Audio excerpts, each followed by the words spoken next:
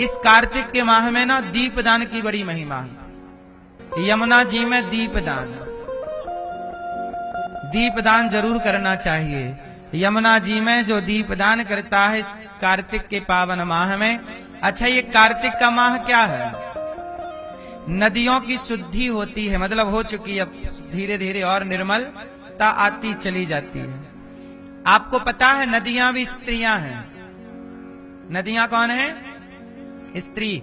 और जैसे स्त्रियों को मासिक धर्म होता है, ऐसे नदियों को भी बारिश के 4 महीने में यह इनका ऋतुकाल माना जाता है। इसलिए आपने देखा होगा बारिश में 4 महीने नदियां गंदी रहती हैं, अपवित्र सी रहती हैं। नहीं देखा? बिल्कुल पानी मटमैला रहता है, गंदा रहता है। यह नदियों का ऋतुकाल ही, अर्थात वह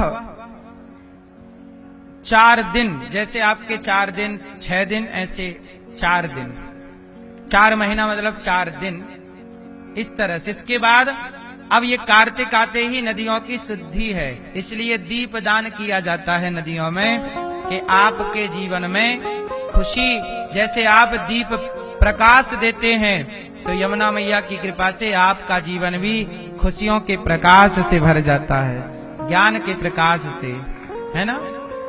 दीपदान की बड़ी महिमा है इस माह में। ये कार्तिक का माह सभी माहों में श्रेष्ठ माह है। सारे त्योहार, अधिकाधिक सनातन के त्योहार इसी माह में आते हैं। इसी माह में देव उठनी एकादशी आएगी, आंवला नवमी आएगी, गोपाष्टमी आएगी, इसी में दीपावली आई, और इसी में धनतेरस आती है ना। और इसी माह में देवताओं की भी दीपावली आती है, जिसे कार्तिक पूर्णिमा कहते हैं। वह देव दीपावली मनाई जाए, वह दीपावली देवता मनाते। कार्तिक पूर्णिमा को दीपावली कौन मनाता है? देवता। कार्तिक अमावस्या को हम मनुष्य लोग दिवाली मनाते हैं। कार्तिक अमावस्या को हम लोग दिवाली मनाते हैं और कार्तिक पूर्णिमा को देवता दीपावली मनाते हैं। इसलिए इस माह में देव दीपावली भी आती है। यह माह विशेष रूप से दान पुण्य करके पुण्य कमाने के लिए बना है। इस माह में आप जितना हो सके पुण्य करिएगा। इस माह में किया गया पुण्य कई गुना बढ़ता है, इसलिए आप भी दान पुण्य जरूर करिएगा। इस माह में स्नान दान की बड़ी महिमा है, इसलिए दान करे धन ना घटे। गौदान कार्तिक माह में, गौरी गोपाल आश्रम में संतों को जो भोजन बढ़ता है, भोजन दान, ये सब कार्य है जो आप कर सकते हैं। अच्छा, इस कार्तिक माह में एक कथा और है। इसी माह में भगवान कृष्ण को मैया यशोदा ने ऊखल से बांधा था, इसलिए इस माह को पता है दामोदर मास भी कहते हैं। कार्तिक मास का एक नाम और क्या है?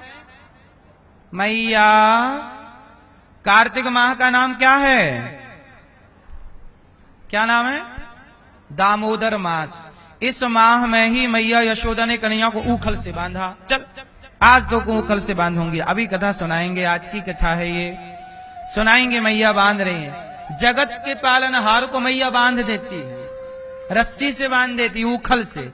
और इसी माह में भगवान ने ऊखल टेढ़ा किया और नंद बाबा के आंगन में 2 पेड़ लगे थे, वृक्ष नलकूबर मणिग्रीव, यमलार्जुन के वृक्ष, दोनों के बीच से भगवान गए और दोनों वृक्ष धड़ाम से गिर गए। और दोनों वृक्ष से कुबेर के 2 बेटे प्रकट हो गए। ये कुबेर का बेटा है, कौन? नलकूबर मणिग्रीव। कुबेर के 2 बेटे थे, नलकूबर मणिग्रीव उनका नाम था। एक दिन क्या हुआ, नारद जी जा रहे थे तो ये अप्सराओं के साथ ना एक सरोवर में नहा रहा था। नलकूबर मणिग्रीव नहा रहे थे, अप्सराओं के संग रमण कर रहे थे, और ये ना पानी में बिल्कुल निर्वस्त्र थे। नलकूबर मणिग्रीव भी और वो अप्सराएं भी बिल्कुल निर्वस्त्र नहा रहे थे। तब तक नारद जी वहां से गुजरे, तो नारद जी को देखकर उन कन्याओं ने तो कपड़े पहन लिए, पर ये दोनों खड़े रहे और नारद जी की तरफ देख के हंसते रहे। तब नारद जी ने कहा कि तुम बड़े बाप के बेटे हो, लाज शर्म तनक भी नहीं है, संतों का सम्मान करना नहीं जानते, घमंड में डूब रहे हो, पैसे का मद है। जाओ, हम तुम्हें श्राप देते हैं कि वृक्षों की तरह ठूंठ बन के खड़े हो जाओ, तुम वृक्ष हो जाओ। कुबेर के 2 पुत्रों को शाप लग गया कि तुम वृक्ष हो जाओ। चरणों में आके गिरे, महाराज क्षमा क्षमा क्षमा क्षमा कर दो महाराज, बड़ी गलती हो गई प्रभु। तब भगवान ने कहा तुम वृक्ष तो बनोगे, पर नंद के आंगन में वृक्ष बनोगे। और भगवान श्री कृष्ण का स्पर्श होते ही, भगवान की करुण कृपा होते ही तुम इन वृक्ष योनियों से मुक्त होकर अपने निज स्वरूप को प्राप्त हो जाओगे और परम धाम को पहुंचोगे। आज भगवान कृष्ण ने इस कार्तिक माह में ही इन नलकूबर मणिग्रीव का उद्धार किया।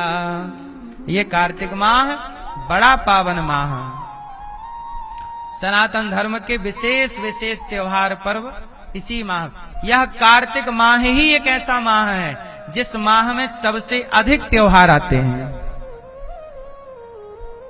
है ना। बाकी किसी माह में एक त्योहार आता है तो किसी माह में 2 आते हैं। इस माह में बहुत त्योहार है। अब आप लोग किस त्योहार को जानते हैं, किसको समझते हैं, क्या नहीं समझते। एक को तो सब जानते हैं, दीपावली, लेकिन केवल दीपावली नहीं है, बहुत सारे पर्व इसी माह में आएंगे। ठीक है, चलो। देवकी वसुदेव, वासुदेव मतलब कृष्ण, वसुदेव मतलब कृष्ण के पिता, वसुदेव नंदन वासुदेव, वसुदेव नंदन, तो वसुदेव जी के पिता वासुदेव हैं। अच्छा, वसुदेव जी भगवान कृष्ण को लेकर चले तो पांव की बेड़ियां, हाथ की हथकड़ियां खुल गईं, पहरेदार सो गए, जेल के ताला खुल गए, रिमझिम भादों का महीना, पानी बरस रहा था, सारा व्यवधान समाप्त। कहां चले वसुदेव जी कृष्ण को लेकर? कहां चले? गोकुल। मथुरा से कहां? गोकुल में कौन? यशोदा मैया। अच्छा, यशोदा मैया के भी उसी समय एक बच्चा हुआ। बताओ, वो लड़का था कि लड़की थी? यशोदा मैया के घर क्या हुआ? लड़की। और देवकी के यहाँ लड़का। तो कन्हैया को लेकर के यशोदा के पास रखा वसुदेव जी ने, और वो जो लड़की थी बेटी देवकी माँ की, वो कन्या को वसुदेव जी ने टोकनी में रखी और ले आए। और जब वो कन्या रोई तो पता लगा ये किसकी छोरी यहां वहां दौड़ रही है। भाई, इसके माँ बाप हैं? कहां हैं? ये इस तरफ इसके माँ बाप हैं कि इस तरफ है, पता नहीं चल रहा है। पकड़म पाई खेल रही है अकेली अकेली। कहां इसके माँ बाप? लापरवाह माँ बाप।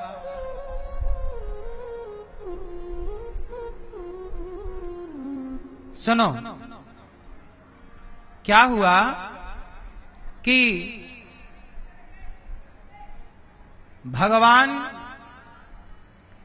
श्री कृष्ण को रखा वसुदेव जी ने और कन्या को लाए तो कन्या रोई, और जब रोई तो पहरेदार जागे। पहरेदार जागे, कंस को पता चला कि हो गया, देवकी का 8वां बच्चा हो गया। कंस आ गया, मैं मारूंगा। जब आया तो देखा वो लड़का नहीं था, वो तो लड़की थी। कंस ने बोला, हे भगवान, देवता भी झूठ बोलने लग गए। बोला था 8वें गर्भ में जो बालक होगा उससे मरोगे, 8वें गर्भ में बालक हुआ ही नहीं, बेटी हो गई। कंस को लगा देवता भी झूठ बोलते हैं। कंस को ये थोड़ी पता था कि एक्सचेंज हो गया, सब मामला बदल गया है? कंस ने बोला कन्या को ही मारो। अब इतना पापी देखो, कन्या को मारने लग गया। पांव पकड़ा और पांव पकड़ के पत्थर पर जोर से पटका, और जब पटका तो वो कन्या कंस के हाथ से छूटकर आकाश में गई ऊपर, और 8 हाथ लेकर अष्टभुजा वाली मैया प्रकट हो गई। हे कंस पापी, तूने मुझे मारने का प्रयास किया, तूने निर्दोष बालकों की हत्या की, तू कितना भी प्रयास कर ले, पर तुझे मारने वाला तो प्रकट हो चुका है, बचेगा नहीं। अब कंस थर थर कांपा।